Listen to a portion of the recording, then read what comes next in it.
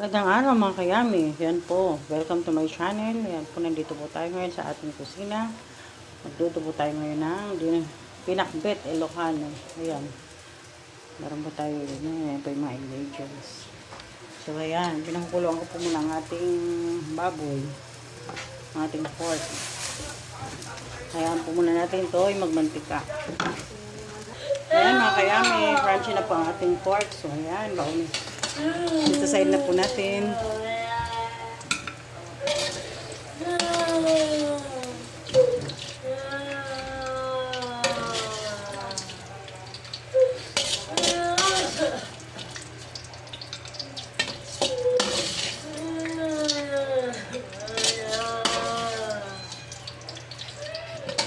Ayan, so mga kayami, sunod po natin gagawin ay maglalagay po tayo ng bawang. Ha?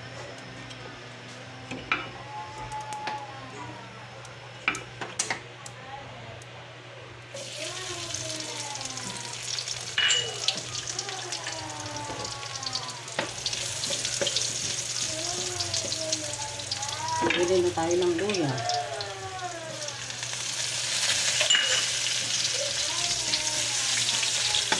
Mga kayami, hindi po ako Ilocano pero try ko pong magluto ng pinakbet Ilocano.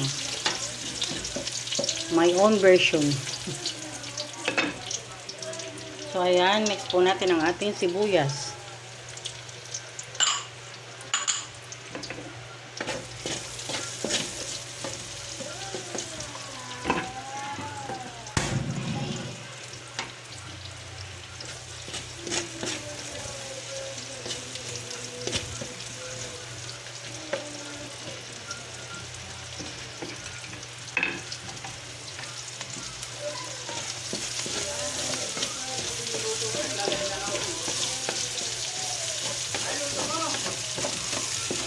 Ay.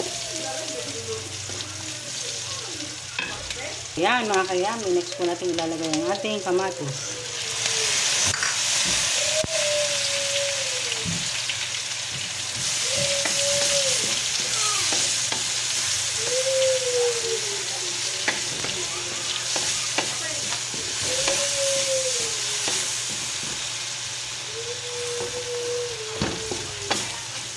Natin po itong haluin hanggat maluto ang ating kamatis.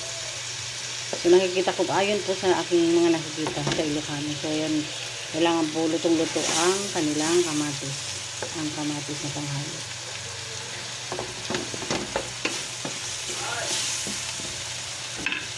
Luto na po ang ating kamatis. So ilalagay ko na po ang ating sweet potato. Ayan, yung kamote po. Ayan. Ating kamote.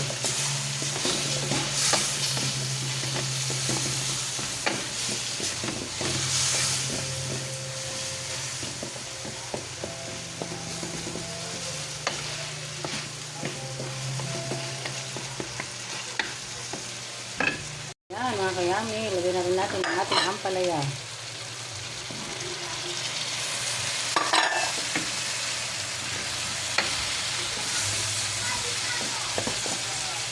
Lagay natin ang ating okra.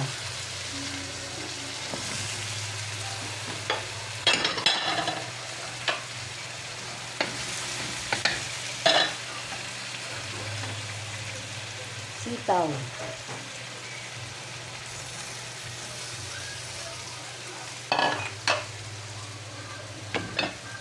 Ang ating baboy. Ating pork. So, ayan. Isunod na rin natin ang ating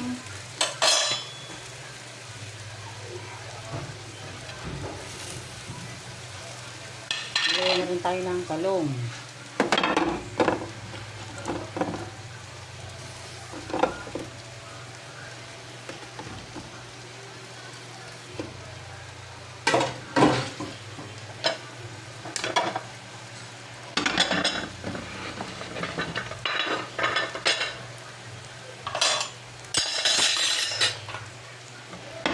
Lagay na rin tayo ng konting bagong isda.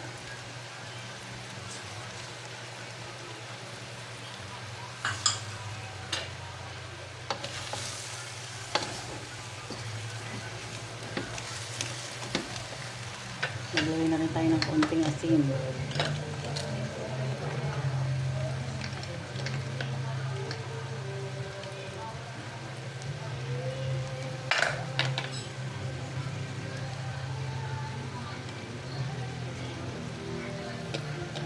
More seasoning. Sangat. Maglagay na rin tayo ng konting tubig.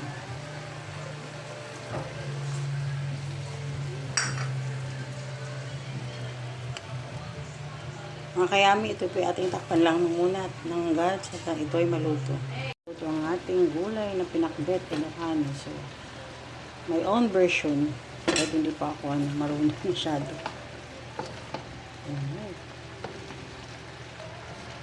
Ayan pong tikman.